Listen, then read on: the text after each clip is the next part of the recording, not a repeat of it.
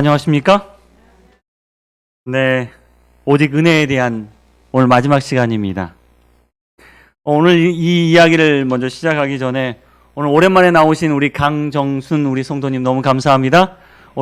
오랫동안 아프셔가지고 나오지 못하셨는데요. 오늘 이렇게 건강한 얼굴로 보게 돼서 정말 감사합니다. 하나님의 은혜가 함께하기를 바랍니다. 특별히 오늘은 우리 신영래 집사님 우리 팔순을 맞이해서 우리 생일 잔치를 안식학교 시간에서 준비해 주셨는데요. 제가 듣기로 우리 나은이도 생일이라고 알고 있습니다. 오늘은 정말 뜻깊은 날인 것 같습니다. 우리 교회 가장 어린 친구부터 가장 나이 든 친구까지 모두 다 함께 새로 태어남을, 또 하나님 안에 우리가 함께 있음을 감사할 수 있는 그런 귀한 날입니다. 여러분, 우리에게 은혜가 있음을 여러분 기억하길 간절히 바랍니다. 오늘 말씀을 제가 시작하시면서 광고를 좀 드리도록 하겠습니다. 오늘 정말 행사가 많죠, 여러분? 근데 다음 주도 우리 행사가 좀 있습니다. 우리 부객교회 연말 기도주일입니다, 여러분. 제가 여기 와서 연말 기도주일을 함께 모여서 하면 좋겠지만 함께 모여서 하지 않고 계속해서 방송을 여러분께 보내드리고 있습니다. 여러분, 방송 들으시죠? 네. 이번에는 또 제가 심혈을 기울여서 이게 스튜디오에서 방송을 찍었어요. 스튜디오라고 해서 큰 건 아니지만, 여러분, 아침마다 월요일부터 금요일까지 아침 방송이 나갑니다. 여러분, 제가 아침 새벽 6시에 방송을 올리는데요. 여러분, 편하시는 시간에 방송을 들으시고 기도하는 시간 갖기를 바랍니다. 연말 기도주일은 함께 기도하면 좋겠지만 또 우리 스스로 내 속에 있는 기도의 제목을 가지고 간절히 기도하는 시간이 필요하다고 저는 그렇게 생각합니다. 개인적인 영성을 지켜야 된다고 생각해서 여러분 이렇게 방송을 준비했으니 여러분 방송 들으시고 은혜 받으시고 또 말씀을 통해서 여러분 새로운 결심을 하기를 바랍니다. 이번 주제는 뭐냐면 영적 침체입니다. 제가 준비한 주제는 여러분 이 영적 침체에서 벗어나는 시간 되길 바랍니다.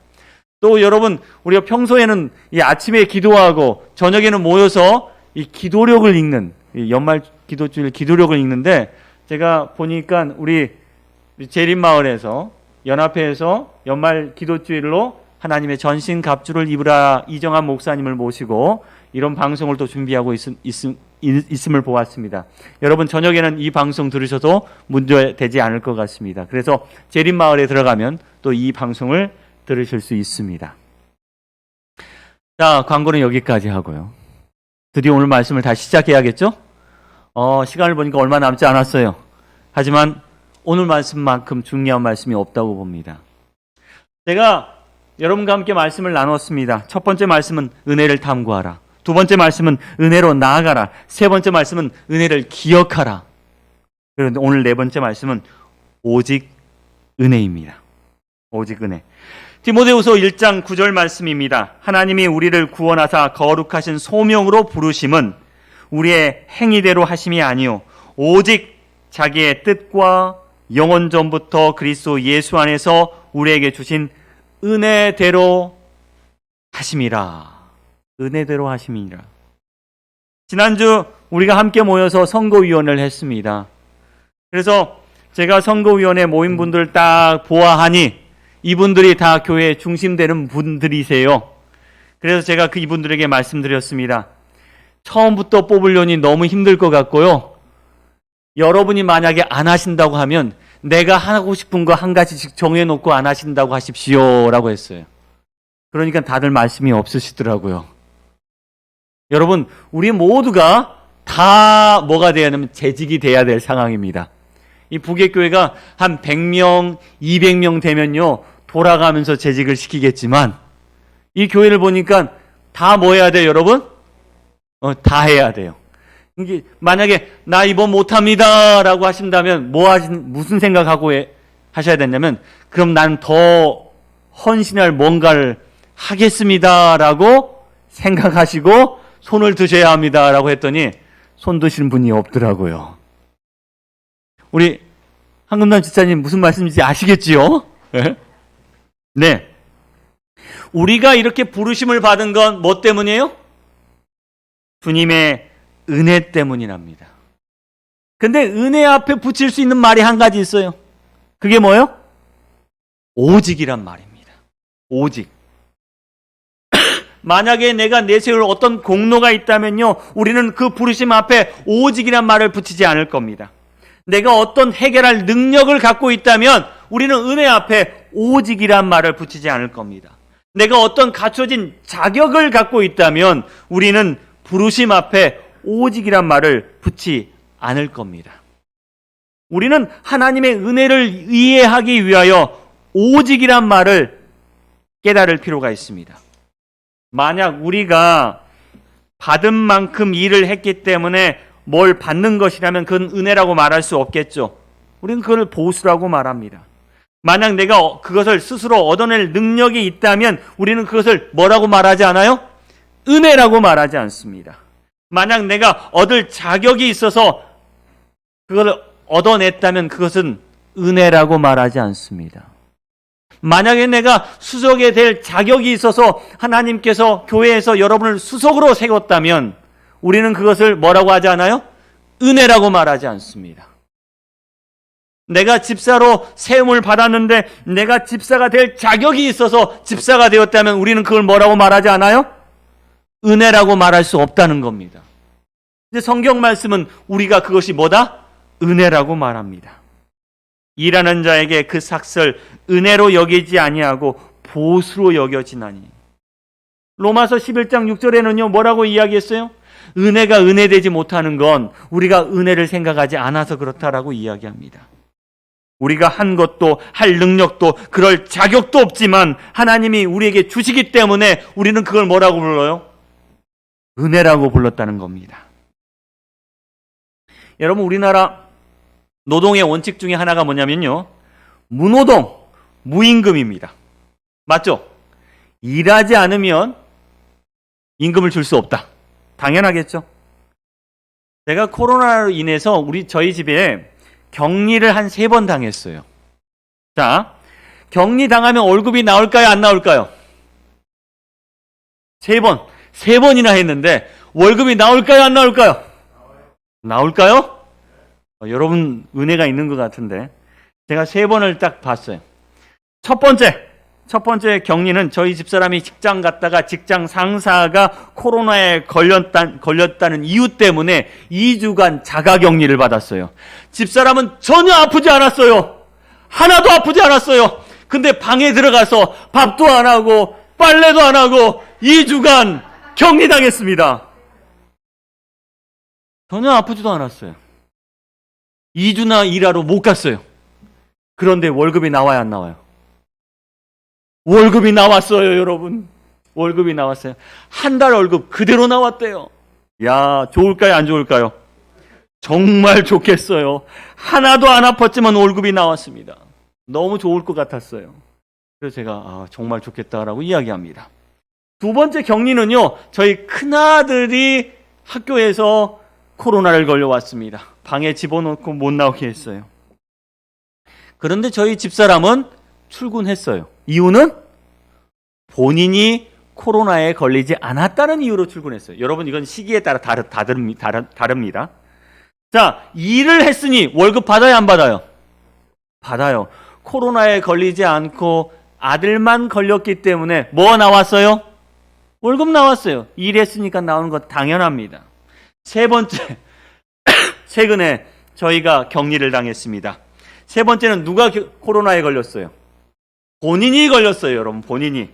자, 본인이 걸려가지고 일을 하러 갔습니다. 이번에는요 3주짜리 단기로 백신, 여러분 독감 백신 알바를 갔어요. 3주짜리 딱 3주만 일하는 알바였습니다. 근데 일주일 딱 일하고 코로나에 걸렸어요. 어떻게 해요? 나갈 수 있어요, 없어요? 못 나가죠. 너무 아팠어요. 처음에는 너무 아파서 나갈 수도 없었는데 양성이 안 나오니까, 양성이 안 나오면 뭐 해야 된대요?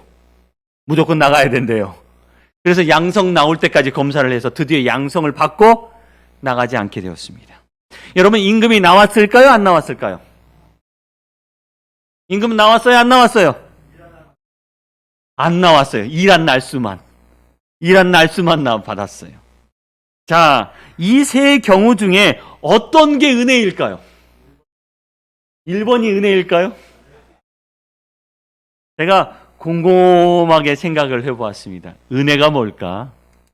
은혜. 첫 번째 경우는 제가 이렇게 말했어요. 좋겠어. 좋겠어. 왜 좋아요, 여러분? 아프지도 않고, 돈 받았으니 얼마나 좋아. 2주간 쉬면서. 좋겠어. 라고 이야기했습니다. 이건 누구 잘못이냐? 나라에서 나오지 말라고 했으니까 이건 누구 잘못이에요? 나라의 잘못이에요. 나라가 책임지는 거예요. 그러니까 뭐요? 월급 받아요. 만약에 월급 안 주면 뭐라고 해요? 나 안 아팠으니까 나갈 수 있었는데요? 라고 하면 국가에서 어쩔 수 없이 그 당시는 이렇게 월급을 줬어요. 그래서 제가 볼 때는 운이 좋은 거야. 이건 은혜가 아니에요, 여러분. 운이 좋은 거야. 자, 왜? 자기에게 그럴 능력이 있었음에도 불구하고 못했으니까요. 자, 두 번째. 일했으니까 월급 받았어요. 이건 뭐야? 당연한 거예요, 여러분. 당연한 거예요. 자, 세 번째. 일할 수 없을 만큼 아팠는데 일하지 않았다고 보수가 없으니 이 무노동, 무임금 원칙 맞아요? 맞아요. 하지만 저는 이렇게 말했습니다. 뭐가 없어? 은혜가 없네. 은혜가 없어. 여러분, 은혜라는 건 뭐냐면 성경은 이렇게 말합니다. 죄가 더한 곳에 은혜가 더욱 넘쳤다. 이 말은 뭐냐면요. 인간의 상태가 아주 안 좋은 상태라는 거예요. 일할 수 없는 상태예요. 일해도 안 되는 상태, 일할 능력도 없는 상태, 그래서 일할 방법도 없어요. 그럼에도 불구하고 하나님께서 은혜를 주시는 거예요. 우리 인간은요, 죄로 인하여 이미 망가질 대로 망가졌어요. 그래서 더 이상 뭐 받을 수 없어요? 구원을 받을 수 없어요. 스스로 오염돼가지고 더 이상 자정할 수 있는 능력이 없어요. 그럼에도 불구하고 그 인간을 택하셔서 하나님께서 뭘 주세요? 구원을 주세요. 그게 은혜입니다. 내가 일할 수 없어도, 내가 일하지 못해도, 그럴 능력이 없어도 주님 주시니 우리는 그것을 은혜라고 합니다. 그래서 은혜를 경험한 사람은 뭐만 보이냐면 뭐만 보여? 하나님만 보이고 예수님만 보여요. 민수기 11장 6절에 보니까 우리는 이제 기력이 다하여 이 만나 외에 보이는 것이 아무것도 없습니다라고 광야에서 고백합니다. 여러분, 광야에 뭐가 있어요? 광야에 뭐가 있습니까? 사과나무가 있어요? 여러분, 광야에 쌀이 나요? 아니요. 이 광야 같은 사막을 지날 때 이스라엘 백성들은요, 아무것도 추수할 수 없었어요. 아무것도 없는 광야에서, 아무것도 구할 수 없는 광야에서, 아무것도 얻을 수 없는 광야에서, 모든 생명이 죽어가는 광야에서 그들의 생명도 쇠하여 갈 때 그들에게는 뭐만 보여? 뭐만 보여요? 하나님의 은혜만 보여요. 만나만 보여요. 사막 같은 곳에서 오직 만나 하나님의 은혜만 봅니다. 제자들이 변화산에 갔을 때 모세와 엘리야를 봤는데 모세와 엘리야가 다 올라가고 이제 누구만 보인다? 예수만 보여요. 예수만. 누구도 누구를, 이 백성들을, 이 제자들을 구원할 수 없어요. 그런데 그들 앞에 있는 누가? 예수님만 그들에게 은혜를 주시고 구원을 주신다는 거예요. 그래서 은혜만 보이는 겁니다. 은혜만. 제가 한번 중국 상하이에서 비행기를 타고 귀국하려고 공항에서 기다리고 있었습니다. 근데 어떤 분이 저한테 오시면서 하시는 말씀이 한국 분이세요? 라고 이야기를 해요. 한국 가시느냐고 말합니다. 그래서 제가 네, 한국 갑니다 했더니 그러면 작은 부탁 하나 드려달래요. 작은 부탁. 서류 봉투 하나를 딱 꺼내주시면서 이 서류 봉투 하나를 한국까지만 옮겨주십시오라고 하는 거예요. 인천 가면 이걸 받을 사람이 나와 있을 겁니다. 저는 이 서류 봉투를 딱 보니까 뭐 가벼워요. 근데 이걸 딱 받고 옮겨주려고 하니까 마음에 걸리는 게 있어요, 없어요? 있어요. 이거 잘못 옮겨주면 여러분은 어떻게 돼요? 감옥에 갈 수도 있어요. 그래서 제가 어려운 일은 아니지만 제가 이걸 해드릴 수는 없겠습니다 라고 했더니 이분이 갑자기 정중한 태도가 아니라 마음이 바뀌었는지 굉장히 험악한 태도로 나오시는 거예요. 아니 이것도 안 해주냐고, 이것도 안 해주냐고. 그래서 제가 혹시 문제가 생길 수 있고 제가 공항에서 그분을 못 만날 수도 있으니 저는 이걸 해드릴 수 없습니다 라고 정중하게 거절을 했음에도 불구하고 이분은 화를 내기 시작합니다. 화를 내기 시작. 그러면서 인신공격을 하네요. 남자가 말이지 담이 작아서 어디다 쓰겠느냐 막 저한테 하는 거예요.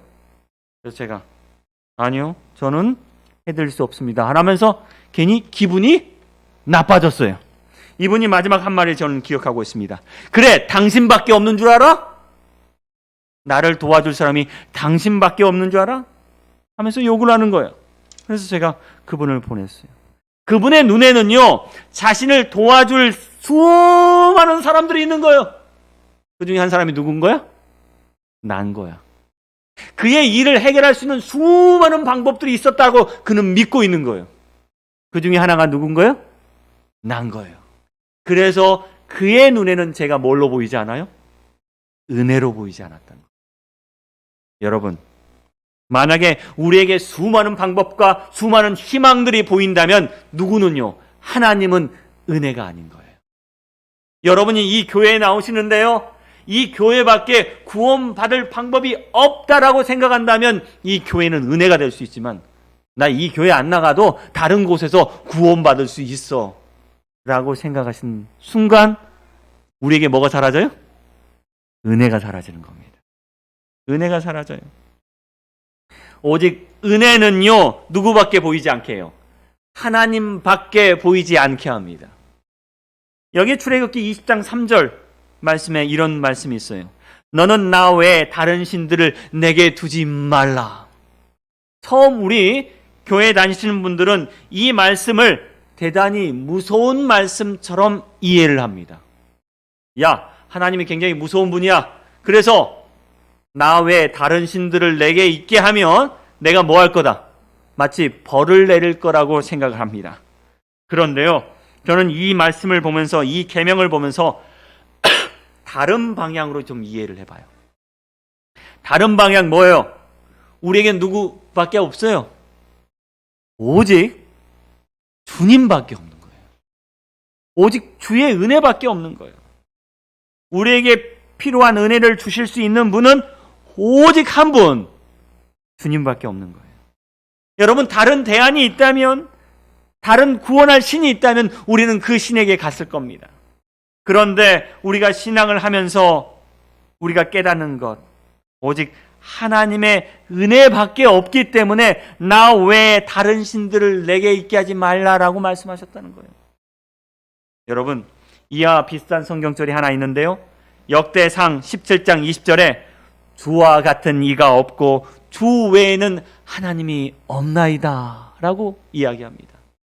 다른 말로 말하면 오직 누구만, 하나님께서만 오직 은혜를 우리에게 주실 수 있습니다 라고 말씀합니다. 여러분, 은혜가 오늘 우리에게 답이 되어야 합니다. 오직 은혜가 우리에게 희망이 되어야 합니다. 네, 누가복음 6장 4절에 예수님은 다윗의 경험 이야기를 합니다. 그가 하나님 전에 들어가서 다만 제사장 외에서는 먹어서는 안 되는 진설병을 먹고 함께한 자들에게도 주지 아니하였느니라. 여러분, 성소에 가면요, 진설병이란 떡을 진열해 놓습니다. 근데 이 떡은 누구만 먹을 수 있어요? 제사장만 먹을 수 있어요. 근데 다윗과 그 함께한 자들이 너무 힘들고 배고파서 성소를 찾았어요. 먹을 게 있습니까? 물었어요. 먹을 게 있어요, 없어요? 뭐가 있어요? 진설병이 있어요. 근데 이 진설병 누구만 먹을 수 있어요? 제사장만 먹을 수 있어요. 근데 이 진설병을 누구에게 제공합니까? 다윗과 함께한 자들에게 제공을 하게 돼요. 이 신학자들이 이 모습을 보면서 여러 가지 해석을 해요. 뭐라고 해석하냐면, 자, 율법을 지키는 것보다 더 중요한 게 뭐야? 사람이다. 그래서 제공할 수 있었다. 또요, 다윗은 뭐가 될 사람이기 때문에? 왕이 될 사람이기 때문에, 기름 부음을 받은 자이기 때문에 이 진설병을 먹을 수 있었다. 또요, 어떤 해석을 하냐면 이 진설병이 유통기한이 지났어. 원래 거기에 뭐 며칠이 있으면 이걸 바꿔줘야 되는데 바꿀 시기였기 때문에 이것을 누가? 다윗이 먹을 수 있었다. 이렇게 다양한 시각과 해석을 하는데, 저는요 이 말씀 보면서 이런 해석들, 왜 이렇게 거창한 해석들이 중요한 게 아닌 것 같았어요. 다윗이, 배고픈 다윗이 이 진설병을 먹을 수 있었던 건 오직 뭐야? 은혜인 거예요.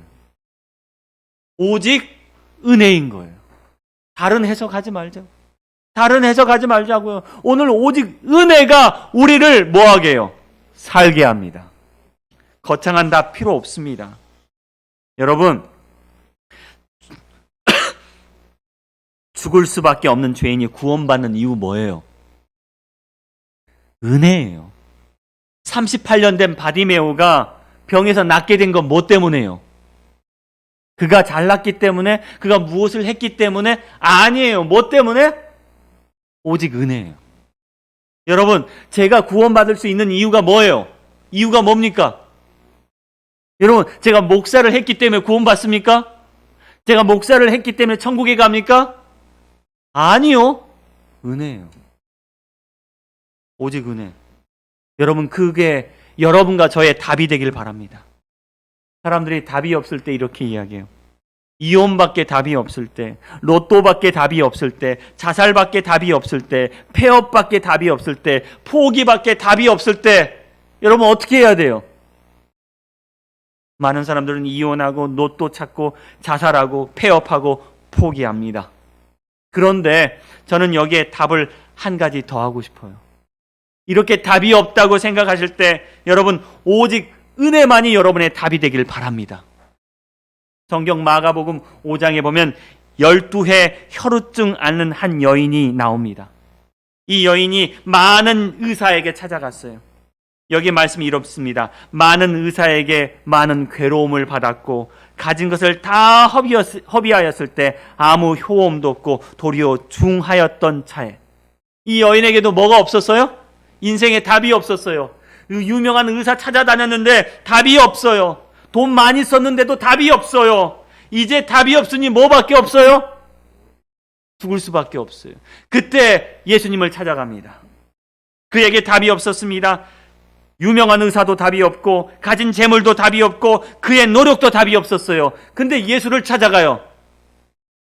근데 그 답은요, 오직 은혜였다는 사실이에요. 예수님께서 그 여인을 고쳐줄 이유가 있습니까? 없습니까? 이유가 뭐죠?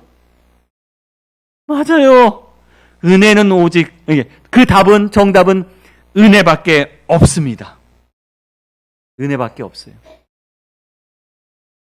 지난주에 여러분 수능 있었던 거 여러분 아시죠? 여러분, 드디어 저도 수험생 부모가 되었습니다. 이제 저희 첫째 아들이 내년에 고3입니다. 세월 빨리 가죠? 내년에 고3이에요. 내가 수능 답을 다 알았으면 좋겠어요. 여기 보니까 이게 수능 부족입니다, 여러분. 여기 첫 번째 부족이 제일 마음에 들어서 다 찍어도 수능 만점. 얼마나 좋겠어요, 여러분? 이런 모든 정답을 알고 있으면 좋을 것 같아요. 만약 우리가 하늘나라에 갈 때 시험 보고 간다면 여러분 100점 만점 맞을 수 있어요, 없어요? 여러분, 그러면 어떻게 하늘나라에 갑니까? 그런데 여러분 100점 만점 맞을 수 있는 정답이 하나 있어. 그건 뭐야? 은혜라고 무조건 쓰시면 돼요. 은혜라고 무조건 쓰시면 돼. 천국 앞에서 지키고 있는 문지기가 너 왜 왔어? 라고 물으실 때 우리는 뭐라고 대답해요? 은혜로 왔습니다. 정답.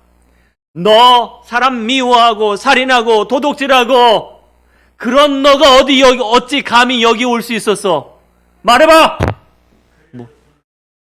은혜로 왔습니다 하면 정답이에요, 여러분. 은혜로 왔습니다 하면 정답이에요. 너 목회하느라고 고생했지. 너 헌신하려고 고생했지. 참 잘했다. 너 참 많이 일했지. 네가 지금 일한 거 다 한번 대봐. 그럼 우리는 뭐라고 이야기해요? 다른 말 하면 다 틀려요. 뭐라고 대답해요? 은혜입니다. 그렇게 대답하면 여러분 만점이에요. 여러분 모르는 답 있죠? 뭐라고 대답하세요? 은혜입니다라고 대답하면 만점입니다. 우리가 하늘 갈 때 여러분 시험 보고 간다면 여러분 무조건 어디다 찍어요? 은혜에 찍어요. 그러면 여러분 만점입니다. 여러분 꽝 없는 뽑기 아세요? 꽝 없는 뽑기. 이 꽝 없는 뽑기는 왜 꽝이 없어요? 왜 꽝이 없어요? 왜 꽝 없는 뽑기예요? 뭐든 하든지 간에 뭐가 있어요? 선물이 있기 때문에 그래요. 여러분 은혜가 그런 겁니다. 은혜가 그런 거예요. 은혜는요 풍성해요. 오직 은혜지만요 그 은혜에 들어가면 풍성해요. 그래서 사도 바울은요 에베소에 있는 교인들에게 편지를 보내는데 1장에는 뭐라고 표현했냐면 은혜의 풍성함. 근데 이거 갖고 부족한 것 같아요. 그래서 2장에는 뭐라고 표현했냐면 은혜의 어떤 풍성함? 지극히 풍성함. 3장에는요 이것 가지고도 부족해. 뭐라고 표현해요? 은혜 주신 것은 뭐 때문에? 측량할 수 없는 그리스도의 풍성함. 그러니까 은혜로 하면 다 맞아요. 은혜로 하면 여러분 다 선물 받습니다. 솔직히 우리에게는 은혜밖에 없지만 은혜는 풍성합니다.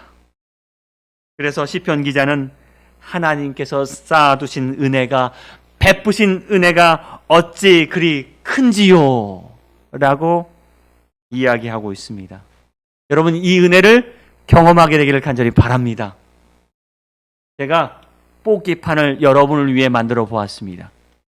자, 뽑기판이에요. 이 던져서 어디만 안 걸리면 돼? 꽝만 안 걸리면 돼. 근데 제가 이 뽑기판을 보니까 여기에 뭐가 없어? 은혜가 없어. 꽝 걸리면 어떻게 해요? 안 되겠죠. 그래서 제가 뽑기판을 다시 만들어 봤어요. 어떻게 해요? 요렇게. 여러분 꽝 걸리기 쉬워요? 어려워요? 어려워요. 무조건 던지면 뭐야? 은혜예요. 여러분 하늘나라 가실 때 여러분 시험 보고 가신다면 뭐라고 쓰라고요? 은혜라고 쓰십시오. 하나님께서는 이 은혜를 모든 자에게 나누어 주기를 원하십니다. 그래서 성경은 이렇게 표현합니다. 주 예수의 은혜가 오늘 모든 자에게 있을지어다. 아멘. 오늘 교회에 나오셨던 간에 혹은 오랫동안 아파서 교회에 못 나오셨던 간에 내가 헌금을 준비했던 간에 헌금을 많이 준비했던 간에 내가 주님 앞에 많이 기도했던 간에 기도하지 않았던 간에 모든 이들에게 오늘 이 안식일의 은혜가 충만하기를 간절히 축원합니다. 히브리서 13장 25절 은혜가 너희 모든 사람에게 있을지어다. 디도서 2장 11절 모든 사람에게 구원을 주시는 하나님의 은혜가 나타날지어다. 에베소서 6장 24절 우리 주 예수 그리스도의 변함없이 사랑하는 모든 자에게 은혜가 있을지어다. 아멘. 아멘. 아멘. 오늘 여러분 그리스도의 은혜가 여러분에게 충만하기를 바랍니다. 은혜는 모든 것의 정답입니다. 우리 고린도후서 9장 8절 말씀이요. 여러분 보시겠습니다. 하나님이 능히 모든 은혜를, 여기 모든은 사실 그 다음 모든은 빠져 있어요. 하지만 제가 집어넣었어요. 왜? 아까 보니까 모든 사람에게 은혜가 충만하라고 했으니까. 모든 사람에게 넘치게 하시나니 이는 너희로 무슨 일요? 모든 일에 항상 모든 것이 넉넉하여 모든 착한 일을 넘치게 하려 하심이라. 정답이 뭐예요?